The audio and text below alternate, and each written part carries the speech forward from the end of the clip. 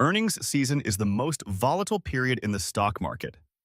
4 times a year, publicly traded companies report their quarterly financial results, and individual stocks can move 5 to 20% in a single session.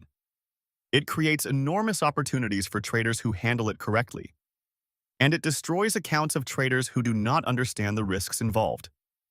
In this video, I am going to explain how to approach earnings season and whether you should even be trading it. Earnings season is when companies report their quarterly revenue, profit, and forward guidance to analysts and investors. These reports happen 4 times per year, roughly in January, April, July, and October. The market reacts instantly and often violently to these reports. A company that beats analyst expectations might gap up 10% or more. One that misses might crash 15% overnight. The key is that these moves happen after hours or before the market opens, meaning you cannot react in real time.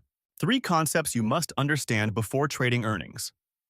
Earnings surprise is whether the reported numbers beat, meet, or miss analyst estimates. A beat usually causes the stock to rise. A miss causes it to fall. But the reaction is not always straightforward because forward guidance, what the company projects for next quarter, often matters more than the actual results. A company can beat estimates and still drop if guidance disappoints. IV crush is the #1 trap for options traders during earnings. Implied volatility on options spikes dramatically before earnings because the market anticipates a big move. After the announcement, volatility collapses regardless of direction. This crush can destroy the value of options even when you correctly predict the direction. Gap risk means the stock opens at a dramatically different price than where it closed. Earnings are typically reported after market close or before market open.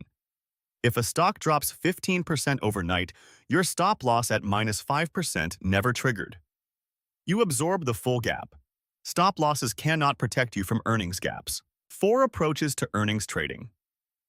The pre-earnings run involves buying a stock days before the earnings announcement on the anticipation that it will beat expectations. You sell before the actual report and avoid the event risk entirely. This captures the anticipation move without the binary gamble. Post-earnings drift is based on the documented tendency for stocks that gap on earnings to continue drifting in that direction over the following days and weeks. You buy after a positive earnings gap or short after a negative one. The trade is reactionary, not predictive.